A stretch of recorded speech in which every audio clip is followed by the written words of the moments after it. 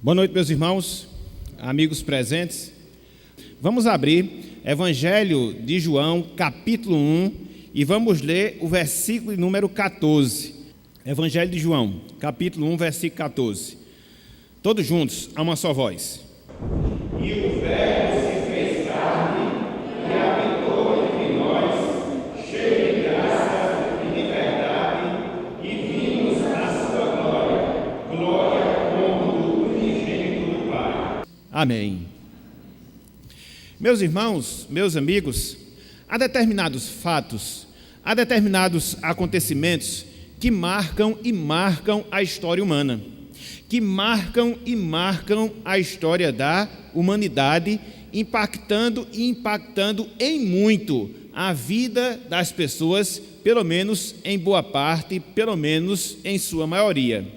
Um exemplo desse fato que eu estou afirmando, ou seja, que determinados fatos da história marcam e marcam a história da humanidade, é a invenção do computador.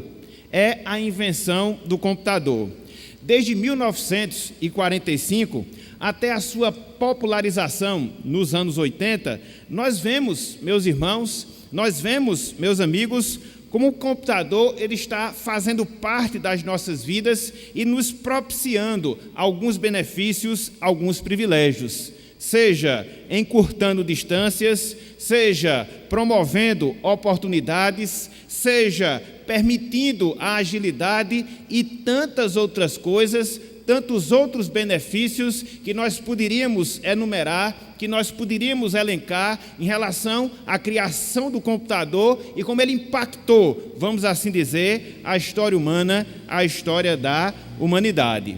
De sorte que é até difícil hoje nós pensarmos numa vida sem a informática. Seria muito difícil. E por isso nós dizemos, e por isso nós afirmamos que, de fato, existem determinados acontecimentos que marcam a história da humanidade e que trazem impactos positivos para a vida e para a vida das pessoas.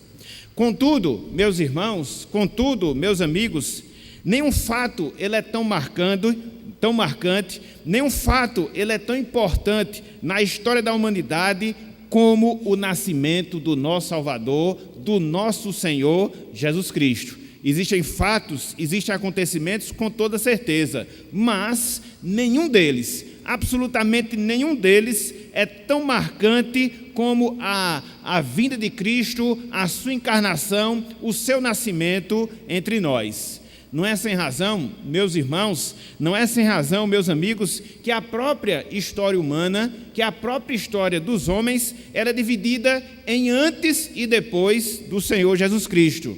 Até mesmo aqueles historiadores que, em sua maioria, são pessoas que desprezam a religião, são pessoas que descreem da existência de Deus, são pessoas que desconsideram a pessoa de Cristo, elas têm que se dobrar diante dessa realidade que marcou e que dividiu a história da humanidade, ou seja, o nascimento de Jesus. O impacto, meus irmãos, meus amigos, que Cristo promove com a sua vinda na vida das pessoas é imensurável.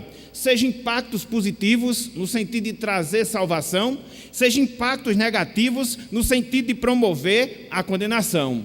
Contudo, um fato nós não podemos esquecer. Contudo, uma verdade nós não podemos desconsiderar. Ou seja, que a vinda de Cristo, através do seu nascimento, é o fato mais marcante, é o fato mais importante da história da humanidade em todos os seus tempos, em todas as suas épocas. E é justamente isso, meus irmãos, é justamente isso, meus amigos, que João fala aqui nesse trecho que nós acabamos de ler. João, capítulo 1, verso de número 14. João, ele está abrindo o seu evangelho. Na verdade, ele está fazendo a apresentação do seu evangelho. E nessa parte introdutória, nessa parte inicial, João, ele destaca algumas verdades relacionadas à pessoa de Cristo. Isso desde toda a sua humanidade. Quando logo, nos versos 1, no verso de número 2, ele fala da pré-existência eterna de Cristo, ele fala da presença eterna de Cristo junto ao Pai, ele fala que através de Cristo todas as coisas elas foram feitas, todas as coisas elas foram criadas. Contudo, aqui no versículo número 14, João ele nos diz que esse verbo que vivia desde toda a eternidade, ele se encarnou, esse verbo que vivia desde toda a eternidade, ele se fez presente em nossa existência, esse verbo que existia desde toda a eternidade, ele revelou e revelou a pessoa de Deus. Assim, meus irmãos, assim, meus amigos, nós queríamos considerar cada uma das declarações que João faz aqui no verso número 14, acerca de Cristo, acerca do verbo de Deus. E desta forma, nós iremos ver esse fato tão extraordinário, esse fato tão importante, esse fato tão marcante que foi a vinda de Cristo para a vida humana, repito, para a vida da humanidade. Portanto, o título da nossa mensagem na noite de hoje é o seguinte: Jesus Cristo, o Verbo encarnado de Deus. Repetindo, Jesus Cristo, o Verbo encarnado de Deus. E nós iremos ter um roteiro, vamos assim dizer, nessa noite de hoje.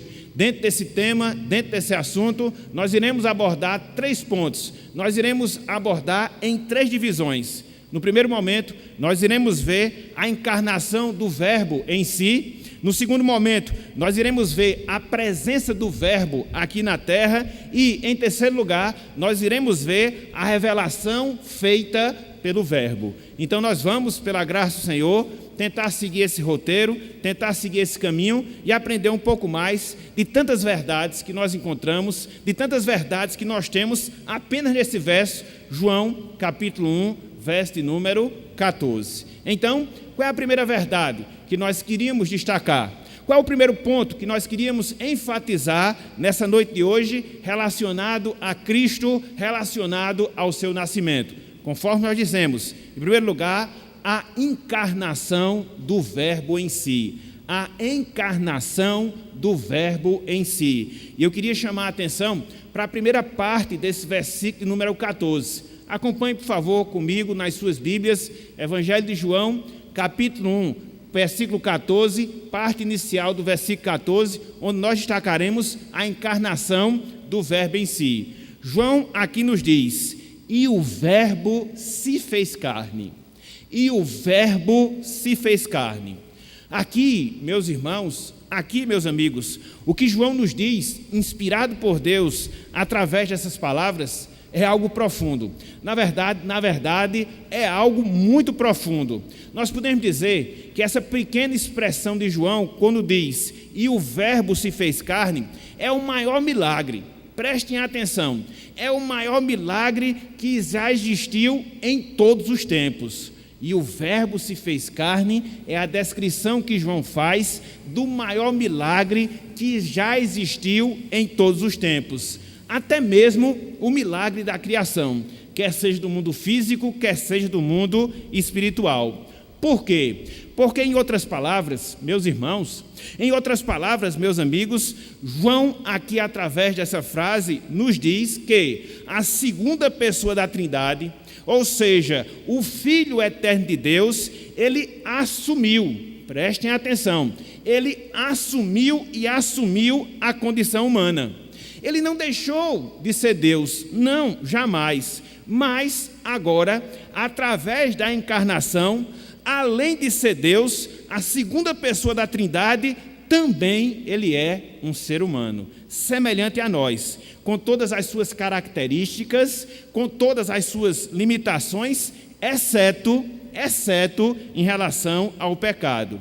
Então, João aqui nos diz, meus irmãos, João aqui nos diz, meus amigos, que o Deus infinito, o Deus todo-poderoso, o Deus autoexistente, assumiu a condição humana em todas as suas particularidades, em todas as suas peculiaridades. É alguém que vai saber a partir de agora o que é cansaço. É alguém que vai saber a partir de agora o que é fome. É alguém que vai saber a partir de agora o que é tristeza.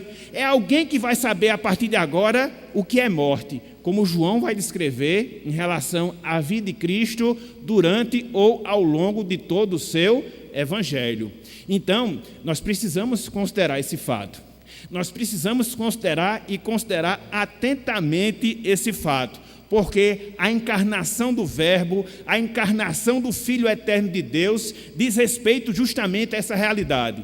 O Deus autoexistente, o Deus todo-poderoso, o Deus autossuficiente, ele agora assume a condição humana, com todas as suas características, com todas as suas limitações, exceto em relação ao pecado. Então, isso é algo miraculoso, meus irmãos. Isso é algo espantoso, meus amigos. Infelizmente, muitas vezes a gente não para considerar esse fato. Infelizmente, muitas vezes a gente não para meditar nessa realidade. Mas, de fato, a encarnação do Filho de Deus, a encarnação do Verbo foi o maior milagre que aconteceu na história da vida humana, na história da humanidade.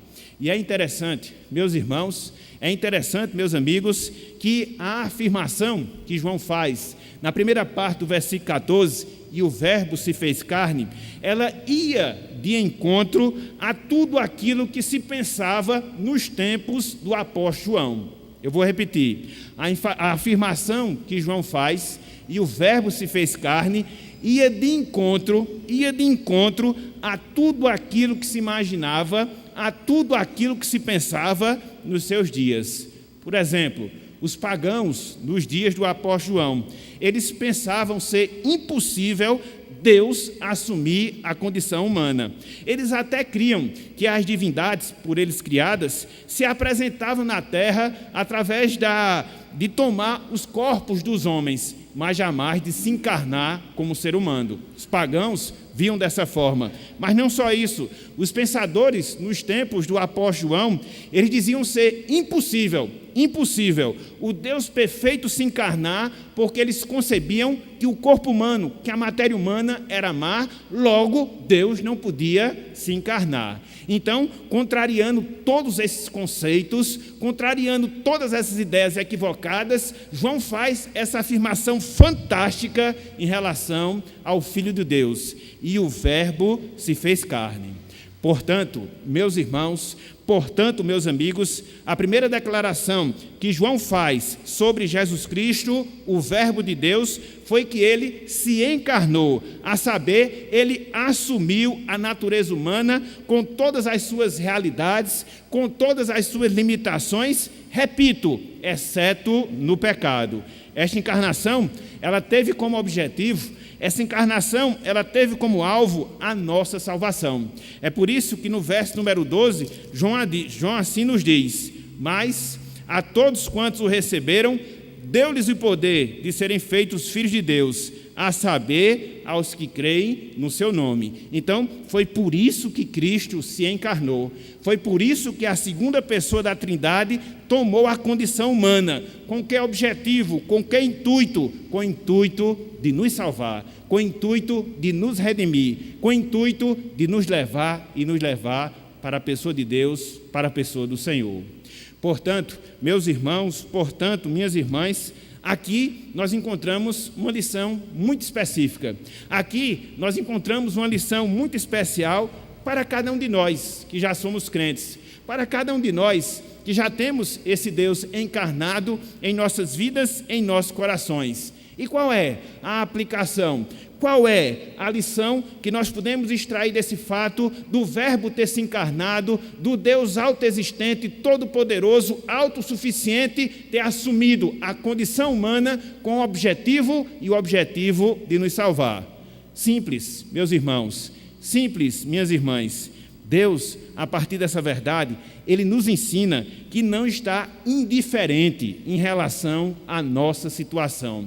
Preste atenção nisso. Na medida em que nós contemplamos a encarnação do Salvador, na medida em que nós entendemos a encarnação do Filho de Deus, com todas as suas complexidades, com toda a sua forma miraculosa, nós aprendemos justamente isso, que Deus, Ele não está indiferente em relação à nossa situação. Por quê? Porque Ele fez aquilo que era humanamente impossível, Deus se encarnar. Para quê? Para poder suprir as nossas necessidades. Para quê? Para poder nos propiciar a salvação. Para quê? Para nos fazer filhos e filhas de Deus e assim hoje componentes e componentes da sua família. Às vezes, meus irmãos, às vezes, minhas irmãs, nós pensamos que Deus, Ele não se importa conosco. Muitas vezes nós passamos por determinadas situações, muitas vezes nós vivenciamos determinadas experiências que chegamos a concluir esse grande equívoco, chegamos a concluir esse grande erro. Não, Deus não se importa comigo. É um erro, é um equívoco, porque quando nós olhamos a encarnação do Verbo, quando nós vemos o que a segunda pessoa da Trindade fez para poder propiciar a nossa salvação, nós concluímos que Deus age miraculosamente, que Deus age poderosamente, a fim de poder nos assistir em nossas necessidades. Nós éramos carentes de salvação, nós estávamos incapacitados de nos salvar, não havia nenhuma condição que fizesse com que nós nos achegássemos a Deus. Deus nos viu nessa situação de desgraça, Deus nos viu nessa situação infeliz em termos espirituais, e o que foi que Ele fez? Ele se encarnou. O que foi que Ele fez? Ele tomou a forma humana. O que foi que Ele fez? Ele se limitou a fim de salvar e remir um povo exclusivamente seu. Louvado seja Deus por essa grande verdade que a encarnação do Salvador ensina e ensina a cada um de nós. Então, em primeiro lugar, João fala acerca da encarnação do Verbo em si. E o Verbo se fez carne. Mas não só isso. Em segundo lugar, meus irmãos, em segundo lugar, meus amigos, João também fala da presença do Verbo. Em segundo lugar, João fala da presença do Verbo. E aí, eu queria chamar a atenção para a segunda afirmação que nós temos aí em João, capítulo 1, versículo de número 14. Ele diz: e habitou entre nós, cheio de graça e de verdade. E habitou entre nós, cheio de graça e de verdade. Ou seja, além de afirmar que o Verbo havia se encarnado, João aqui, através dessa afirmação, ele diz que esse Verbo encarnado, ele habitou entre nós. Ou seja, Ele se fez e se fez presente em nossas vidas, na vida da história humana, na vida da humanidade. A palavra habitar, irmãos, a palavra habitar, amigos, que nós encontramos aqui nesse trecho, ela é um pouco diferente do significado que nós temos na nossa compreensão normal. Por quê? A palavra habitar, utilizada por João, aqui no versículo 14, ela significa literalmente armar a tenda. Ela significa literalmente armar a barraca. E não é habitar no sentido tradicional, mas habitar nesse sentido, de você armar a tenda, no sentido de você armar a barraca. É dessa palavra que originalmente se tem a palavra tabernáculo, que muitas vezes nós ouvimos, que muitas vezes nós escutamos na palavra de Deus. E o que era o tabernáculo? O tabernáculo era uma grande barraca. O tabernáculo era uma grande tenda em que Deus mandou Moisés fabricar para que, através dela, Deus pudesse fazer presente no meio do povo. É isso que nós encontramos lá no Antigo Testamento. Lá em Êxodo, capítulo 25, versículo 8. Se você quiser acompanhar, pode acompanhar. Nós encontramos a instrução, nós encontramos a orientação, Êxodo 25, 8. Nós encontramos a instrução, nós encontramos a orientação que Deus faz a Moisés para que ele confeccionasse essa tenda, essa barraca, esse tabernáculo, com o intuito de Deus se fazer presente na vida do povo de Deus no passado, na vida do povo de Israel. Ele diz: e me farão um santuário, para que eu possa habitar no meio deles. E me farão um santuário, para que eu possa habitar no meio deles. Mas não só isso. Além de servir para a habitação de Deus naquele instante, ou seja, nos dias do tempo de Moisés, o tabernáculo, meus irmãos, o tabernáculo, meus amigos, ele servia também para que o povo, através de Moisés, e depois de Moisés, para que o povo, através dos sacerdotes, se apresentassem diante de Deus. Então, o tabernáculo ele tinha essa função dupla, né? Ele marcava a presença de Deus no meio do seu povo, mas também marcava esse local intermediário onde o povo se encontraria e o povo se encontraria com Deus. E aí, quando nós pensamos em relação a Cristo ter vindo morar entre nós, quando nós pensamos em relação a Cristo ter vindo habitar entre nós, armar a sua tenda, armar a sua barraca, conforme o significado da palavra nos aponta, nós aprendemos, meus irmãos, nós aprendemos, meus amigos, que o Verbo, ele se encarnou para que estivesse sempre junto do povo de Deus aqui na terra. Da mesma forma que o tabernáculo no Antigo Testamento dizia respeito à presença de Deus lá no meio do povo de Deus, no meio do povo de Israel, quando Cristo vem e conforme João diz aqui, habita entre nós, ele agora marca essa presença que terá em meio do seu povo aqui na terra. Que coisa fantástica, meus irmãos, que coisa extraordinária, meus amigos. Não foi sem razão que quando o anjo apareceu a José para anunciar o nascimento do Salvador, ele dá instruções, inclusive em relação ao nome que esse Salvador teria. E por que ele receberia esse nome? Justamente por aquilo que ele representaria em relação ao seu povo. Lá em Mateus, capítulo 1, versículo 23, repito, no texto onde se há o anúncio em relação ao Salvador, mediante sonhos a José, o anjo assim diz a ele: eis que a virgem conceberá e dará à luz um filho, e ele será chamado pelo nome de Emanuel. Por quê? Quer dizer, Deus conosco, a presença de Deus entre nós.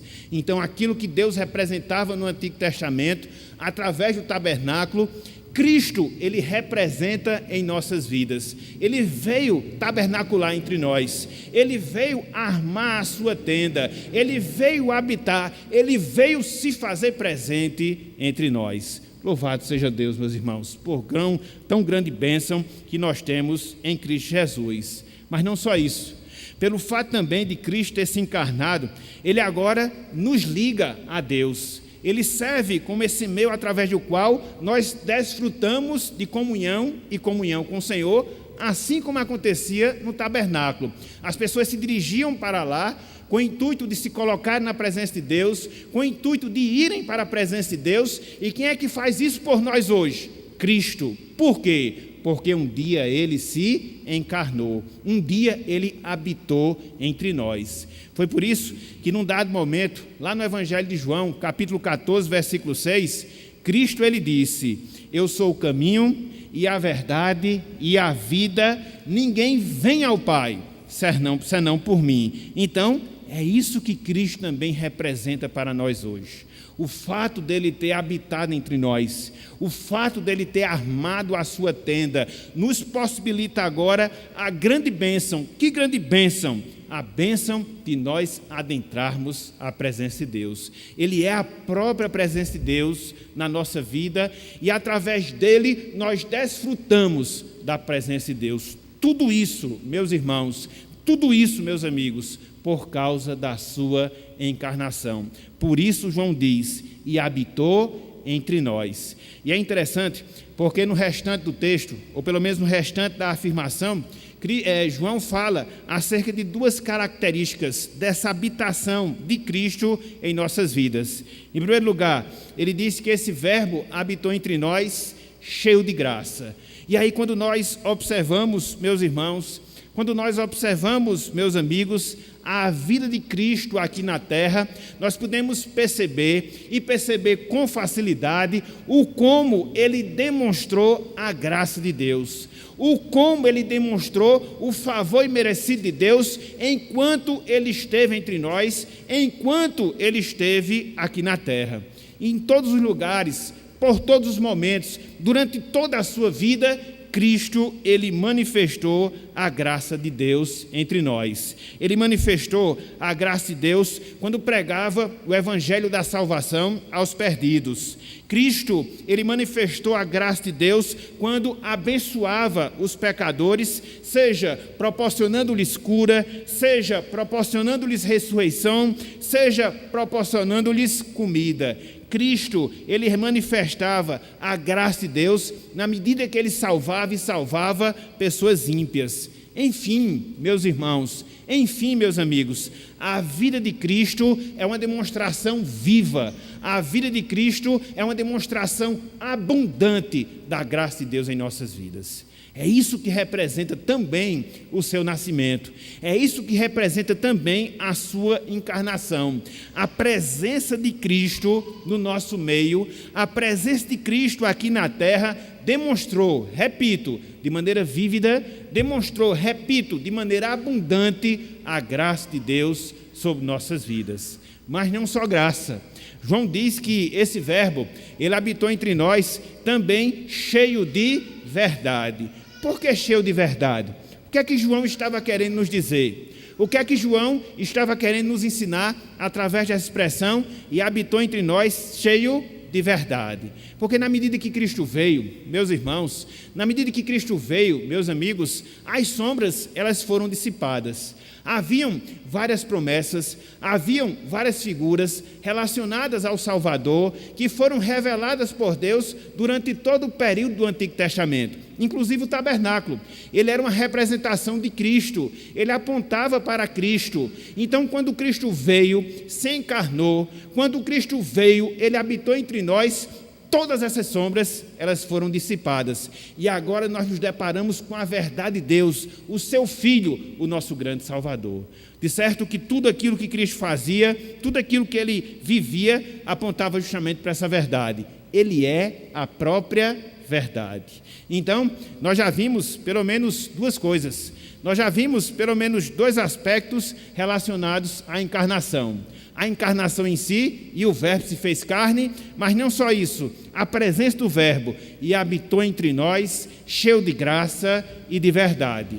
Mas não só isso, meus irmãos, não só isso, meus amigos, nós podemos encontrar uma terceira verdade aqui, ou seja, a revelação feita pelo verbo, a revelação feita pelo verbo. Olha só como é que João encerra aqui a sua passagem. Ele diz: e vimos a sua glória, glória como unigênito do Pai. E vimos a sua glória, glória do unigênito do Pai. Então ele mostra aqui essa revelação. Que revelação? A revelação feita pelo verbo. E vimos a sua glória, glória como do unigênito do Pai. É interessante, porque aqui nesse verso número 14, João não só fala que o verbo se encarnou, João fala também que ele se fez presente neste mundo, e também ele fala que esse verbo, ele revelou a glória. Esse verbo, ele revelou a glória de Deus. E é interessante, meus irmãos, é interessante, meus amigos, nós atentarmos para a palavra ver, que nós encontramos aqui no versículo 14. Ela tem um significado bem específico, ela tem um significado bem especial. Aqui não só é ver no sentido de enxergar, aqui não só é ver no sentido de você observar, não, mas a palavra ver, utilizada por João aqui nesse texto, significa você ficar deslumbrado, significa você ficar contemplando, significa você quedar-se diante de algo, diante de alguém. Então, não só é o ver pelo ver, não só é o observar pelo observar, não. João diz aqui que em relação ao verbo, ele ficou deslumbrado, ele ficou contemplando, ele quedou-se diante do verbo. Essa foi a sua experiência. Essa foi a experiência pessoal que João teve diante do convívio que ele teve com Cristo. Ao contemplar o Salvador, ele percebeu justamente isso, que aquele Salvador, ele manifestou a glória de Deus, no sentido que ele ficou deslumbrado, no sentido que ele contemplou, no sentido que ele quedou-se diante de toda a sua glória, diante de toda a sua majestade. É por isso que ele usa essa palavra glória, que nós temos aqui no versículo número 14. Essa palavra literalmente significa esplendor. Essa palavra literalmente significa majestade. Então, o Verbo de Deus, Jesus Cristo, ele revelou a majestade, ele revelou o resplendor de Deus. E é interessante, meus irmãos, meus amigos, que somente Jesus Cristo podia fazer isso. Somente Jesus Cristo poderia revelar o esplendor, a glória, a majestade de Deus. E aí você pode me perguntar, por que somente Cristo poderia fazer isso? Por que somente Cristo poderia cumprir essa missão?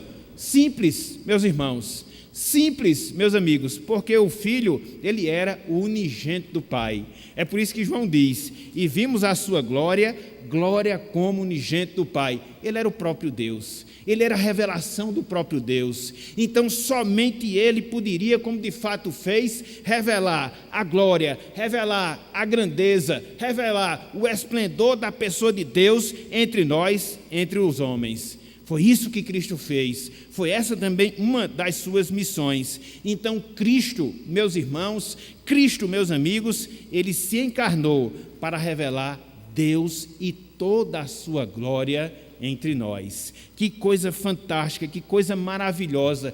E é interessante porque não foi um privilégio apenas de João, não foi um privilégio apenas das pessoas que conviveram, que estiveram presentes com Cristo há 2000 anos. Não, meus irmãos, nós hoje que vivemos nessa época, nós hoje que vivemos nesse tempo, também temos esse privilégio. Mas como, você pode me perguntar, como você pode me indagar, já que Cristo não se faz presente no nosso meio? Simples, através das Escrituras Sagradas.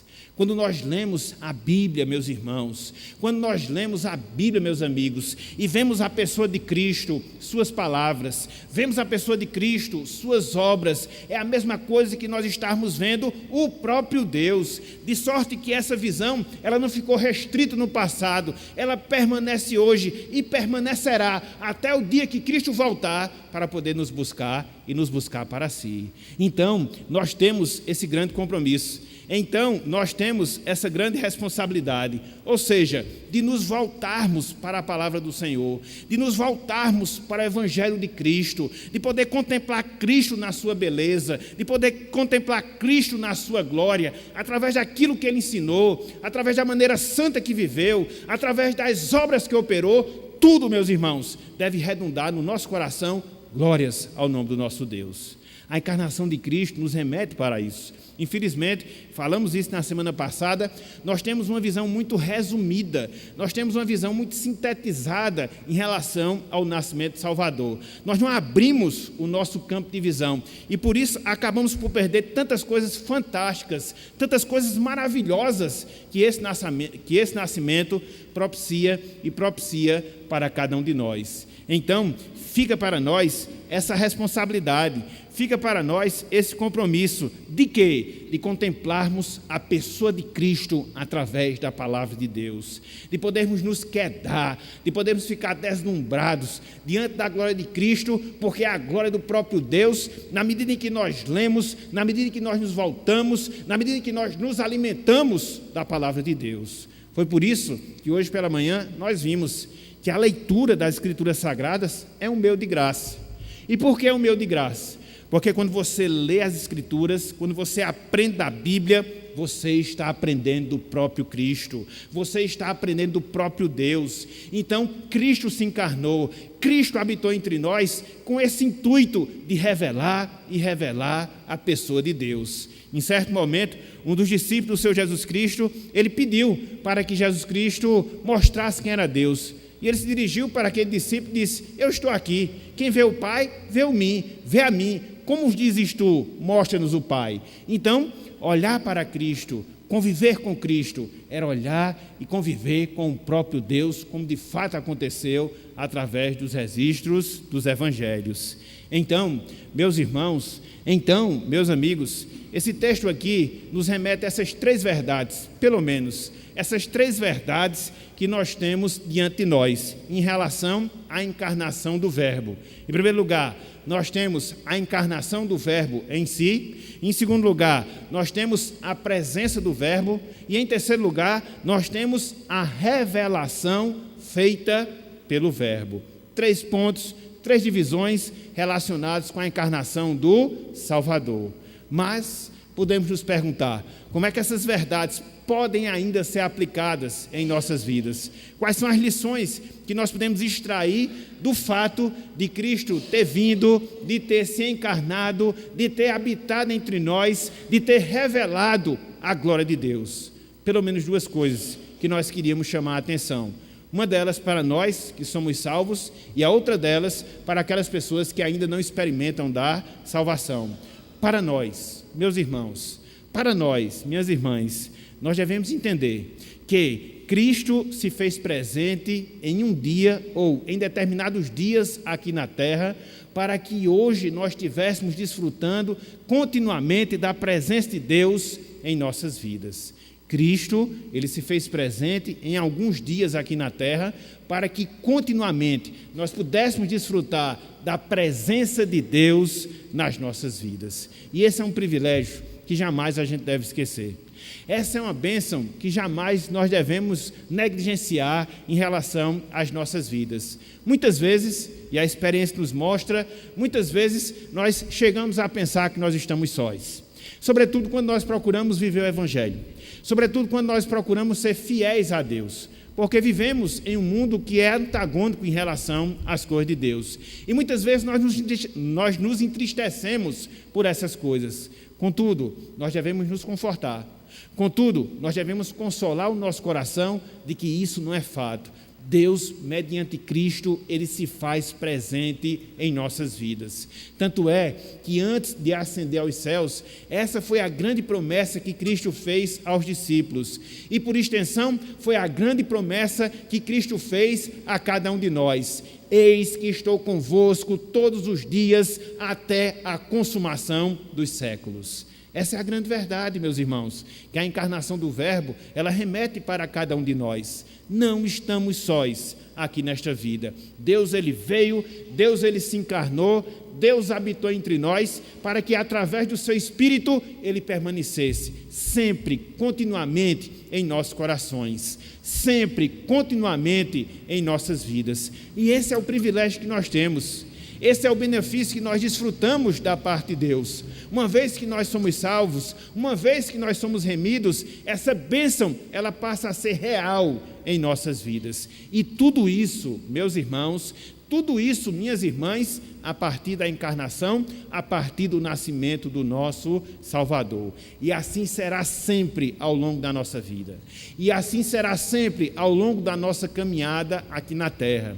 Podemos passar por momentos difíceis, podemos passar por tribulações, podemos passar por perseguições, mas uma verdade jamais nós podemos esquecer: Cristo se faz presente nas nossas vidas. Cristo se faz presente nas nossas vidas. O próprio Deus, ele veio tabernacular entre nós. O próprio Deus veio armar a sua tenda, não na história da humanidade em si, mas na vida de cada servo, de cada serva de Deus, porque a Bíblia diz que eu, que você, nós somos templos do Espírito Santo. Então, tudo isso, repito, é resultado da encarnação do Verbo, do nascimento de Cristo em relação às nossas vidas. Isso assume uma significação muito mais especial, isso assume uma significação muito mais ampla, conforme nós encontramos do pensamento vulgar das pessoas, que resume esse período natalino, resume o nascimento de Cristo a festas, a comemorações e a outras coisas mais. Não, é muito mais, mas é muito mais, mas é infinitamente mais do que isso. A vinda de Cristo, o nascimento do Salvador, nos remete à presença de Deus nas nossas vidas. Nos remete ao fato de Deus ter armado a sua tenda entre nós, armado a sua tenda nos nossos corações, para que hoje, eu, você, cada um de nós, desfrutássemos da sua presença. Louvado seja Deus, meus irmãos, por essa grande verdade. Mas não só isso. A segunda lição que nós queríamos trazer nessa parte final é direcionada especificamente àquelas pessoas não salvas. Direcionada especificamente àquelas pessoas que ainda não experimentam da salvação. E aí nós queríamos fazer pelo menos 2 desafios a vocês. Pelo menos 2 desafios. O primeiro deles experimente, meu amigo, experimente, minha amiga, a presença de Deus na sua vida. Experimente a presença de Deus em sua vida. A encarnação do Verbo de Deus visou justamente esse objetivo. Cristo veio a este mundo com o intuito de salvar. Tanto é que o seu nome, Jesus, significa Deus é Salvador ou Deus é salvação. E na medida que o tempo vai passando, cada vez mais as suas oportunidades de experimentar essa salvação, elas vão diminuindo. Por isso, o Evangelho faz esse desafio. Que desafio? O desafio de você experimentar a presença de Deus na sua vida. E como é que ele ocorre? Através de Jesus Cristo. Daí a necessidade que você tem de reconhecer Cristo como Salvador. Daí a necessidade que você tem de reconhecer Cristo como Senhor, para que Deus, mediante Cristo, o seu Espírito, faça-se presente no seu coração. Faça-se presente na sua vida, para que a partir desse momento, você também venha a ser a habitação de Deus aqui na terra. Clame por Deus, clame pela sua graça, clame pela sua misericórdia, para que essa realidade, esse benefício também venha a ser visto, também venha a ser experimentado na sua vida. Mas não só isso, há um segundo desafio. Que desafio é? A necessidade que você tem de se humilhar diante da glória desse Cristo. A necessidade que você tem de se humilhar diante da glória desse Cristo. Cristo, meu amigo, Cristo, minha amiga, é uma pessoa singular. Ele é exemplo de amor, ele é exemplo de graça, ele é exemplo de misericórdia, ele é exemplo de santidade e tantas outras infinitas qualidades que nós poderíamos destacar em relação ao Salvador. E diante da contemplação da sua pessoa, diante da contemplação daquilo que Cristo é, diante da contemplação daquilo que Cristo faz, você tem essa necessidade. Que necessidade? De se humilhar perante Ele, de reconhecer a sua fraqueza, de reconhecer a sua pequenez, de reconhecer o seu pecado, e na medida que você assim se comporta, você estará dando indício da operação da graça de Deus no seu coração. Então, ao meditar no nascimento de Jesus, ao pensar que Cristo veio aqui para a terra para revelar a glória de Deus, existe essa implicação, existe esse desafio que Deus lhe faz através da sua palavra. Humilhe-se perante esse Cristo, reconheça a sua glória, declare o seu poder, contemple-o na sua majestade, para que assim e somente assim a obra da graça ela possa se dar na sua vida. E queira Deus que se dê na noite de hoje. Queira Deus que se dê o mais rápido possível, para que o Evangelho possa estar incomodando a sua mente, para que o Espírito Santo possa estar tocando no seu coração e o nascimento de Cristo venha a ter um significado real para a sua vida. Que significado? Significado de salvação, significado de redenção, significado de reconciliação, porque foi para isto que Cristo veio aqui na terra, para salvar aquele que estava perdido. Então, pensar no seu nascimento, pensar na sua encarnação, é nos remeter a esse fato. A vinda de Cristo mudou a história da humanidade. Por quê? A sua vinda propiciou salvação. Então, que esta salvação também possa ser realidade na sua vida, que esta salvação possa ser uma verdade no seu viver, para que assim também o nome de Deus ele venha a ser glorificado na tua vida.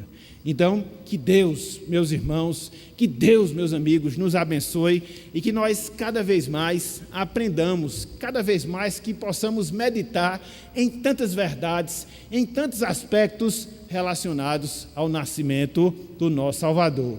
Se Deus assim permitir, no próximo domingo nós teremos a terceira mensagem dentro dessa série, o nascimento do Salvador. Então que Deus nos abençoe e que Ele aplique a sua santa palavra em nossos corações. Amém. Que a graça do nosso Senhor e do nosso Salvador Jesus Cristo, o amor do nosso eterno e bondoso Deus, o poder, a comunhão e as consolações do Divino Espírito Santo sejam com todo o povo de Deus, desde agora e para todo sempre.